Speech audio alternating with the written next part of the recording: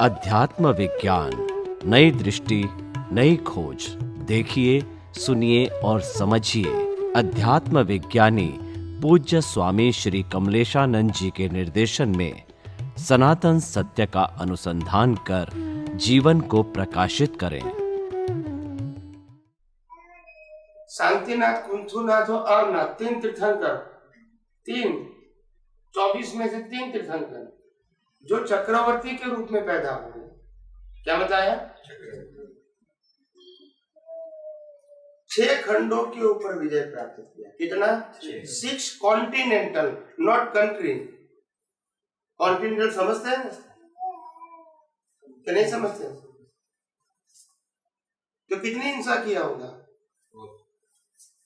वही अवतार में तीर्थंकर, वही अवतार में मोक्ष। वाय बोलिए।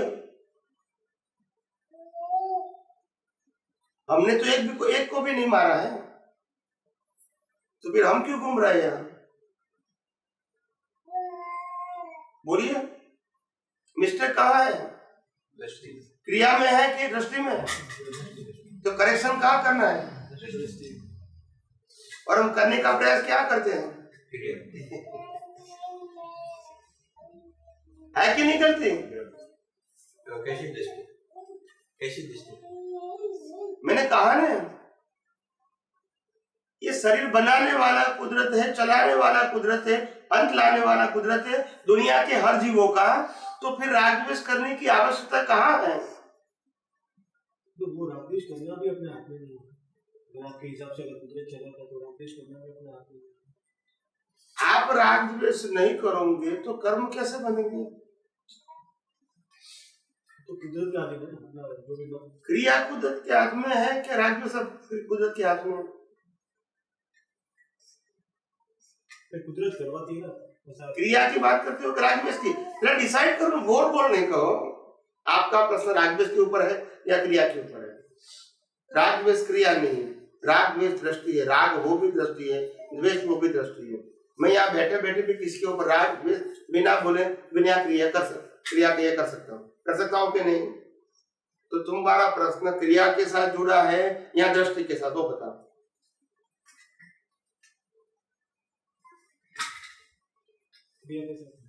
तो क्रिया में राग होते नहीं।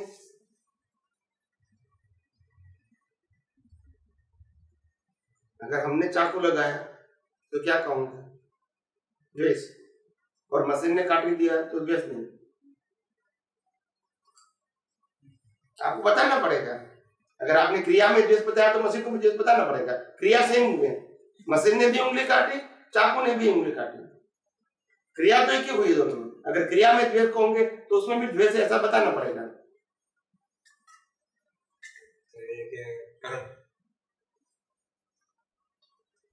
बोलिए,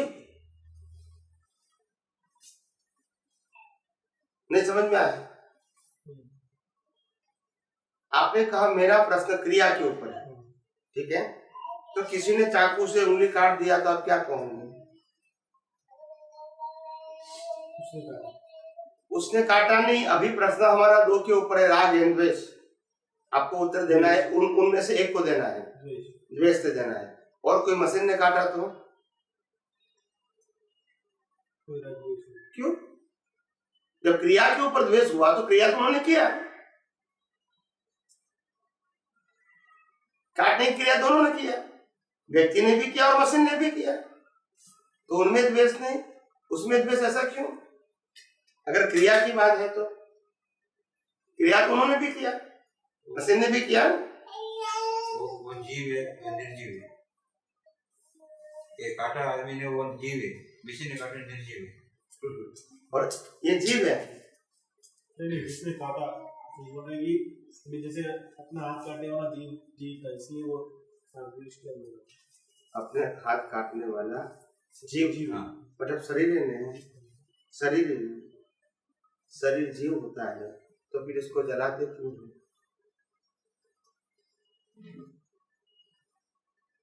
बोलिए, अगर जीव है तो फिर जलाते क्यों? शरीर जीव है कि शरीर में जीव है? दोनों में से उत्तर आपको देना पड़ेगा, गोल गोल नहीं चलेगा। अगर ये शरीर जीव है तो इसको जलाया नहीं सकते, इसको क्राइम कहेंगे। शरीर में जीव है तो निकल गया, बाद में जला सकते हैं तो वो क्राइम नहीं है। तो शरीर जीव है क्या शरीर में जीव है? तो धीरे धीरे मेरी हर बातों को आप में करेक्शन करना पड़ेगा, क्योंकि आज तक वो भ्रांति की बात ही चलती रही, उनको ही चेतन माना। फिर मैं जब प्रश्न करूंगा तो आपको ये नहीं अभियंतर है, तो ये जड़ है, तो मशीन भी क्या है, ये भी क्या है, खत्म हो गई बात। तो जो व्यक्ति आत्मा में रहता है और ये मशीन लाखों लोगों की हिंसा करे तो कर्म बंध, मगर जो लोग हिंसा करेंगे मगर कहेंगे कि मैं शरीर हूं तो इनको पाप। यहाँ बात कौन सी है, क्रिया की दृष्टि की? तो बदलना क्या है? अभी समझ में आया कि नहीं आया? आया कि नहीं? तो करेक्शन दृष्टि में करना है या क्रिया में करना है?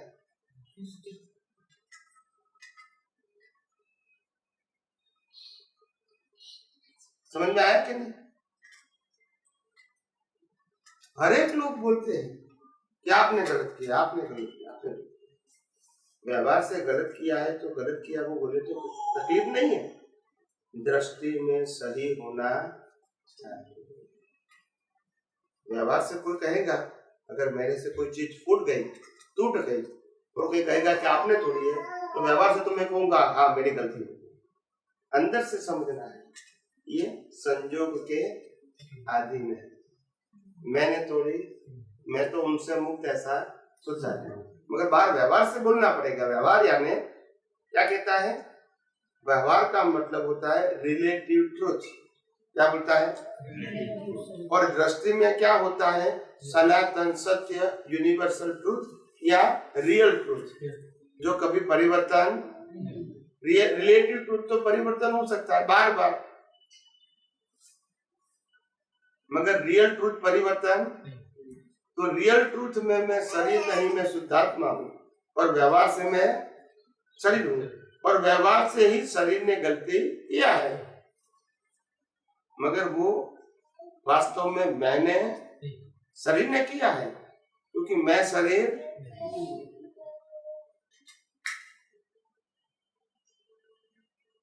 जब हम भगवान महावीर की बात करेंगे तो कान में खिला ठोकने वाले के ऊपर भी द्वेष नहीं किया। क्यों नहीं किया? मेरे कर्मों का हिसाब। तो हमारे कर्मों का हिसाब नहीं है, तो फिर द्वेष क्यों करते हैं?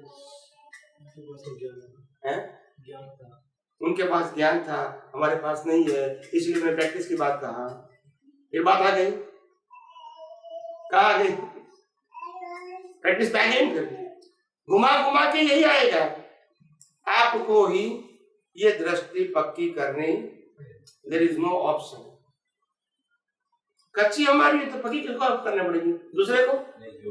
हमको ही करनी पड़ेगी। समझ में आता है? तो इसीलिए पहले अज्ञान को समझो, मगर अज्ञान को समझने के लिए विज्ञान को समझना पड़ेगा। अज्ञान का मतलब होता है रिलेटिव सत्य, और विज्ञान का मतलब होता है सनातन सत्य। सनातन सत्य कभी परिवर्तन, और अज्ञान जो रिलेटिव सत्य है वो बार बार परिवर्तन होता है, हर बर्थ में परिवर्तन होता है। जीवन में एक ही व्यक्ति की हर अवस्था में परिवर्तन होता है। एक ही व्यक्ति को कहेंगे तुम किसी के पुत्र हो, तुम किसी के पति हो, तुम किसी के पिता हो, कहेंगे कि नहीं? तो रिलेटिव सत्य एक होता है कि अनेक होता है? बोलिए। और मैं शुद्धात्मा हूं, वो कोई भी अवस्था में वो परिवर्तन होगा? तो मैं शुद्धात्मा हूं, वो यूनिवर्सल ट्रूथ है, और मैं देहधारी हूं, नामधारी हूं, स्टेटस वाला हूं, वो रिलेटिव ट्रूथ है। मगर रिलेटिव ट्रूथ वो मैं, वो दृष्टि होनी, वो कर्मों की भुगतान का साधन है। तो सनातन सत्य कहते हो, उसका कोई कुछ नहीं है। तो सनातन सनातन सत्य का एक बोल कि इसका कोई किसी से लेना देना नहीं। आत्मा से किसी से लेना देना नहीं है, शरीर से है। और लास्ट में शरीर को ही जला दिया जाता है, आत्मा को। और जैसे जल गया सभी हिसाब, तो ये जागृति मेन रखनी है। उस वही जागृति को पक्की करनी है बार बार। इसमें धर्म, क्रिया, संप्रदाय, गुरु, मंत्र इसमें आता है, जरूरत भी है। मगर लोगों ने अपनी धर्मांधता को बढ़ाने के लिए, धर्मांधता समझते, धर्मांधता को बढ़ाने के लिए ऐसी क्रिया कांड के ओर दिया ताकि आप उसी क्रिया कांड में पड़े रहे, बाहर झांकने की कोशिश न करें। और हर धर्म वाले ने अपने अपने क्रियाकांड बना दिया और लोगों को उसी क्रियाकांड के अंदर क्या कर दिया, सेट कर दिया। अभी आपको बाहर कुछ देखना नहीं है, देखोगे तो मर गए। यही होता है। मैंने इसको फॉर्मेट बताया, क्या बताया? दुनिया के हर धर्म एक ही प्रकार के फॉर्मेट से चलता है, एक ही प्रकार का फॉर्मेट। सभी धर्म, कौन सा फॉर्मेट एक प्रकार का है? हर धर्म में एक भगवान का कॉलम होता है कि नहीं? हर धर्म में एक गुरु का कॉलम रहेगा कि नहीं? हर धर्म के अंदर एक मंदिर का या स्थानक का कॉलम रहेगा। हर धर्म में एक मंत्र का कॉलम रहेगा। हर धर्म में एक शास्त्र का कॉलम रहेगा। हर धर्म के अंदर वर्तमान गुरु शिष्य का कॉलम रहेगा। हर धर्म के अंदर ये रिचुअल्स का कॉलम रहेगा और हर धर्म में संस्था का कॉलम रहेगा। इसको क्या कहते हैं? वो सभी धर्मों में क्या है? बराबर के नहीं? यही से चलता है धर्म।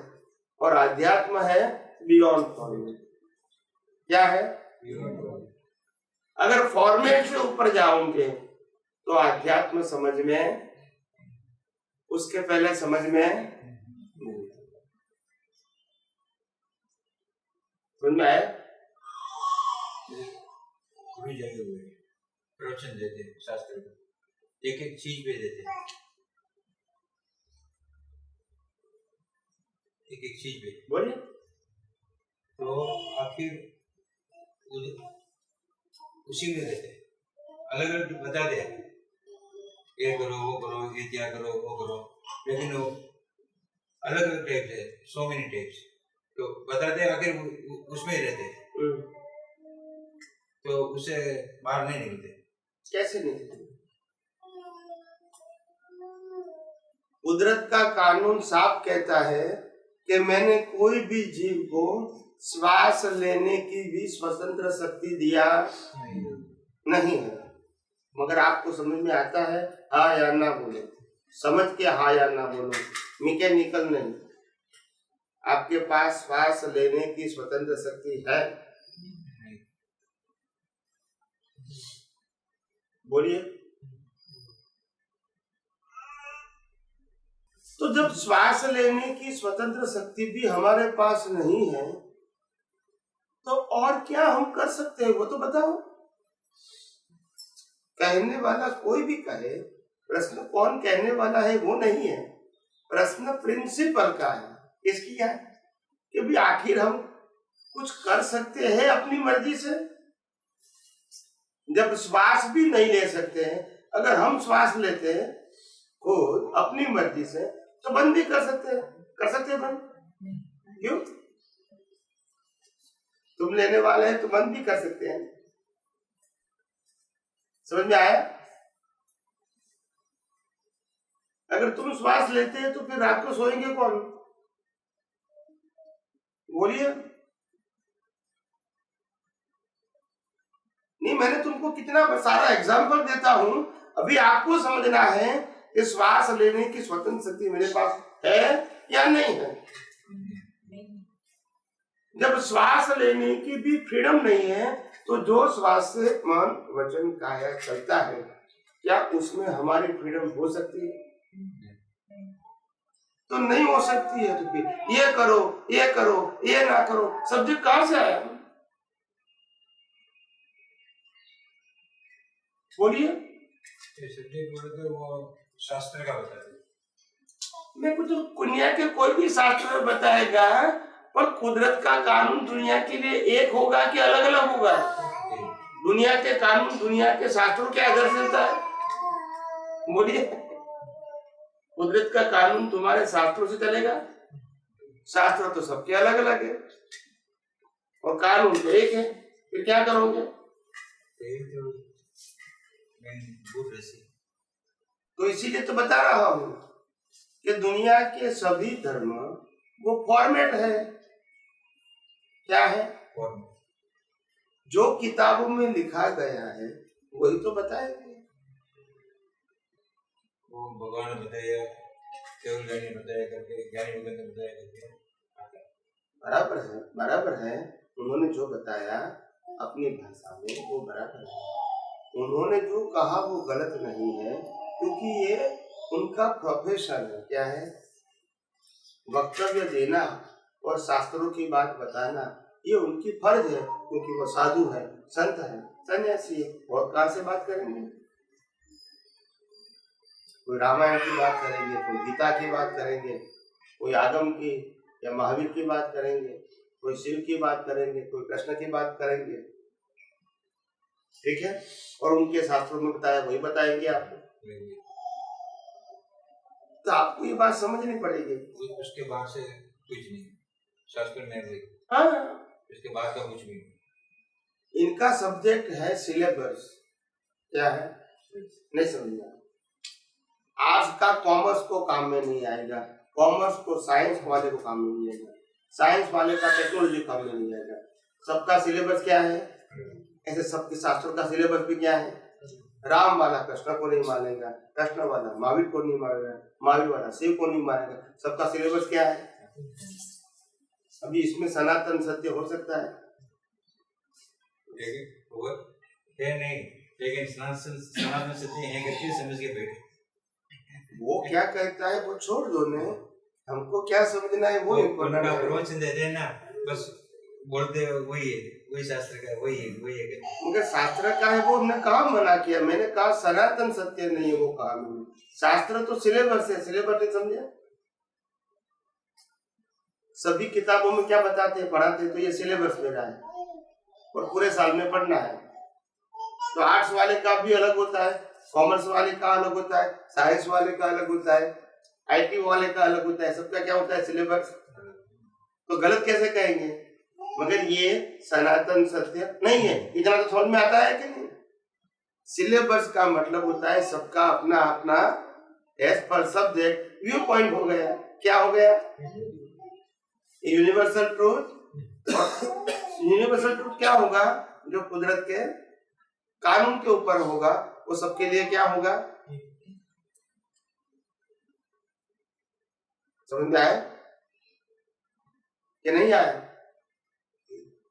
तो धर्मगुरु जो भी बताते हैं वो सही है, मगर कैसे सही है? क्योंकि वो धर्मगुरु शास्त्र की बातें बताते हैं, अपने अनुभव की बताते हैं नहीं है। तभी तो आपको समझना चाहिए कि अगर साइंस का टीचर है वो साइंस पढ़ाते हैं, बराबर है। जो किताब में लिखा है वही पढ़ाएगा रे। और साइंटिस्ट हैं, उन्होंने अनुभव किया। तो साइंस के टीचर ग्रेट है या साइंटिस्ट? बोलिए। और टीचर क्या करेगा? नहीं, मगर वो खुद ने खोज किया है। हाँ, वो कहाँ लिखा है? वो क्या करते हैं? तो जितने धर्मगुरु क्या करते हैं, मगर वो अनुभवी नहीं। समझ में? हमको अनुभव करना है कि सिर्फ पढ़ना है? तो उनको नहीं हुआ तभी तो सब प्रूफ है। तो किताबों में क्यों बताते हैं? महावीर ने किताबों में बताया, क्यों नहीं बताया? कृष्ण भगवान ने किताब में से उत्तर दिया, क्यों नहीं दिया? बताओ ना, क्यों नहीं दिया उन्होंने? वो कोई ज्ञानी थे, अनुभव ज्ञानी थे। तो भी आपने स्वीकार करिए कि शास्त्र बताने वाला ज्ञानी ने अनुभव ज्ञानी नहीं है। दो बातें मत करो। एक बात आपने कहा कि उसके पास अनुभव था इसीलिए वो किताबों में से नहीं बताते, तो किताबों में तो बताते हैं, वो अनुभव ही नहीं है। सिंपल हुआ कि नहीं हुआ? सिंपल हुआ कि नहीं?